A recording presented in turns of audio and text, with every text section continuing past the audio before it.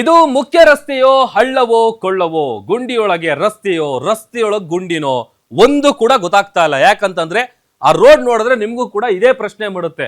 Road ಅಲ್ಲಿ ಗುಂಡಿ ಇದೆಯಾ ಅಥವಾ ಗುಂಡಿಲ್ಲೇ ರೋಡ್ ಕಟ್ಟಿದಾರಾ? ಇದು ಮೇನ್ ರೋಡಾ ಹಳ್ಳನ ಕೊಳ್ಳನ ಯಾವುದು ಕೂಡ ಗೊತ್ತಾಗಲ್ಲ.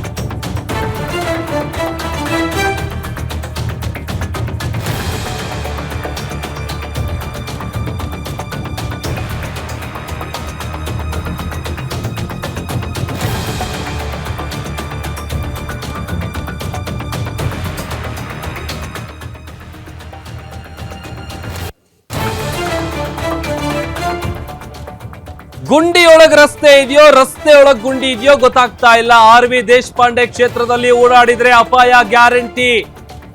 ಗಣೇಶ ಗುಡಿಯಿಂದ ದಾಂಡೇಲಿಗೆ ಹೋದ್ರೆ ನಿಮ್ ಕತೆ ಅಷ್ಟೇ. ದಾಂಡೇಲಿಯ ಹೆದ್ದಾರಿಯಲ್ಲಿ ಬರೀ ಹಳ್ಳ, ಬರೀ ನೀರು. ದೇಶಪಾಂಡೆ ಅವರೇ, ನೀವು ಬರುವಾಗ ಮಾತ್ರ ಗುಂಡಿ ಮುಚ್ಚುತ್ತಾರೆ. ನಿಮ್ಮನ್ನು ಮೆಚ್ಚಿಸೋದಕ್ಕೋ ಮತ್ತೊಂದಕ್ಕೋ ಗೊತ್ತಿಲ್ಲ. ನೀವು ಓಡಾಡೋ ರಸ್ತೆಯಲ್ಲಿ ಮಾತ್ರ ಜಲ್ಲಿ ಹಾಕ್ತಾರೆ. ಜನಸಾಮಾನ್ಯರು ನಿತ್ಯ ಓಡಾಡೋ ರಸ್ತೆಯಲ್ಲಿ ಯಾಕೆ ಹಾಕಲ್ಲ? ನಾವು ಕೇಳ್ತಾ ಇರುವಂತ ಪ್ರಶ್ನೆ ಇದು. ದೇಶಪಾಂಡೆ ಅವರಿಗೆ ರಸ್ತೆ ಸರಿ ಮಾಡಿಸಿ ಅಂದ್ರೆ ಮಳೆ ಬರ್ತಾ ಇದೆ ಅಂತೀರಿ. ಮಳೆ ಯಾವಾಗಿಂದ ಬರ್ತಾ ಇದೆ? ಎಕ್ಸ್ಕ್ಲೂಸಿವ್ ಫುಟೇಜ್ ತೋರಿಸ್ತಾ ಇದೀವಿ ನೋಡಿ. ಅಲ್ಲಿ ಇದಕ್ಕೆ ಹೇಳಿದ್ದು, ಅಲ್ಲಿ ರೋಡಲ್ಲಿ ಗುಂಡಿ ಇದೆಯಾ ಅಥವಾ ಗುಂಡಿಯೊಳಗೆ ರೋಡ್ ಮಾಡಿದಾರ ಗೊತ್ತಿಲ್ಲ. ಈ ತರ ರೋಡ್ ಪರಿಸ್ಥಿತಿ ಇದೆ. ಆಮೇಲೆ ನಮ್ಮ ಮೇಡಮ್ ಮಾತಾಡುವಂತ ಸಂದರ್ಭದಲ್ಲಿ ಕೂಡ ಹೇಳ್ತಾ ಇದ್ರು, ಯಾರಿಗಾದ್ರೂ ಏನಾದ್ರು ತೊಂದರೆ ಇದೆ ಅಂತ ಹೇಳಿದ್ರೆ ಆಸ್ಪತ್ರೆಗೆ ಹೋದ್ರೆ ಆ ರೋಡಲ್ಲೇ ಡೆಲಿವರಿ ಆಗುತ್ತೆ ಪ್ರೆಗ್ನೆಂಟ್ ಲೇಡಿಗಳಿಗೆ. ಆಮೇಲೆ ಈ RV ದೇಶಪಾಂಡೆ ಅವರು ಇಲ್ಲಿ ಬರ್ತಾರೆ ಅಂತ ಯಾವಾಗ ಗೊತ್ತಾಗುತ್ತೆ? ಆಗ ಒಂದು ಸ್ವಲ್ಪ ತೇಪೆ ಹಚ್ಚುವಂಥ ಕೆಲಸ ಆಗುತ್ತೆ, ಪ್ಯಾಚ್ ಮಾಡ್ತಾರೆ, ಈ ಜಲ್ಲಿ ತಂದು ಹಾಕ್ತಾರೆ, ಆ ನೀರೆಲ್ಲ ಮುಚ್ಕೊಂಡು ಹೋಗ್ಬೇಕು, ಆ ಥರ ಮಣ್ಣು ಹಾಕೋದು, ಜಲ್ಲಿ ಹಾಕೋದು, ಈ ಥರದ್ದೆಲ್ಲ ಸರಿ ಮಾಡ್ತಾರೆ. ಆದರೆ ಪ್ರತಿನಿತ್ಯ ಇದೇ ರೋಡಲ್ಲಿ ಓಡಾಡಬೇಕಾದಂತಹ ಜನಸಾಮಾನ್ಯರ ಪರಿಸ್ಥಿತಿ ಯಾಕೆ ನಿಮಗೆ ಅರ್ಥ ಆಗ್ತಾ ಇಲ್ಲ? ಅಂದರೆ ನೀವು ಓಡಾಡಬೇಕಾದ್ರೆ ಮಾತ್ರ ರೋಡ್ ನೀಟಾಗಿರಬೇಕು, ಬೇರೆ ಯಾರು ಹೆಂಗೆ ಬಿದ್ದು ಸತ್ರು ಪರವಾಗಿಲ್ಲ. ಆಮೇಲೆ ಮಳೆ ಬರ್ತಾ ಇದೆ ಅಂತಿರಲ್ಲ, ಇನ್ನೊಂದು ವಿಂಡೋದಲ್ಲಿ ತೋರಿಸ್ತಾ ಇದೆ ನೋಡಿ, ಅಲ್ಲೂ ಕೂಡ ಯಾವ ರೀತಿಯಾದಂಥ ಗುಂಡಿಗಳು ಬಿದ್ದಿದೆ ಅಂತೇಳಿ. ಮೊದಲೇ ಚಿಕ್ಕ ರೋಡ್ ಇರುತ್ತೆ, ಅದರ ಜೊತೆಗೆ ಆಮೇಲೆ ಈ ಹಳ್ಳದಲ್ಲಿ ಏನಾದರೂ ಬಿದ್ದು ಯಾರಿಗಾದ್ರೂ ಜೀವ ಕಳ್ಕೊಂಡ್ರೆ ಯಾರನ್ನು ಕೇಳಬೇಕು ಹೋಗಿ? ಒಂದು ಅವರು ಬರುವಂಥ ಸಂದರ್ಭದಲ್ಲಿ ಹೇಗೆ ನೀಟಾಗಿ ಪ್ಯಾಚಿಂಗ್ ಮಾಡಿದ್ದಾರೆ ನೋಡಿ, ಅಂದರೆ ತೇಪೆ ಹಚ್ಚಿದ್ದಾರೆ ನೋಡಿ, ಅದನ್ನು ತೋರಿಸ್ತಾ ಇದೀವಿ. ಮತ್ತೊಂದು ಕಡೆ ಅವರು ಬಂದು ಹೋದ್ಮೇಲೆ ಅದು ಗುಂಡಿ ಆದರೂ ಬೀಳಲಿ, ಎಷ್ಟು ಆಳಕ್ಕಾದರೂ ಹೋಗ್ಲಿ, ಅಲ್ಲಿ ಬಿದ್ದು ಯಾರಾದರೂ ಸಾಯ್ಲಿ, ಯಾರಿಗೂ ಕೂಡ ಅದ್ರ ಬಗ್ಗೆ ಒಂಚೂರು ಕೇರ್ ಇಲ್ಲ. ಆದ್ರೆ ದೇಶಪಾಂಡೆ ಅವರು ಬರ್ತಾ ಇದ್ದಾರೆ ಅಂತ ಅಂದ್ರೆ ಆಗ ಮಾತ್ರ ಅವ್ರನ್ನ ಮೆಚ್ಚೋದಕ್ಕೋ ಮತ್ತೊಂದಕ್ಕೋ ಗೊತ್ತಿಲ್ಲ. ಆಗ ಅಲ್ಲಿ ನೀಟಾಗಿರುತ್ತೆ ರೋಡು. ಅವ್ರು ಬಂದು ಹೋದ್ಮೇಲೆ ಮತ್ತೆ ಹಂಗೆ ಆಗುತ್ತೆ. ಆಮೇಲೆ ಅವರು ಬಂದು ಹೋಗುವಂತ ಸಂದರ್ಭದಲ್ಲಿ ಯಾವ ರೀತಿಯಾಗಿತ್ತು ಎರಡೂ ಕೂಡ ತೋರಿಸ್ತಾ ಇದೀವಿ ನಾವು.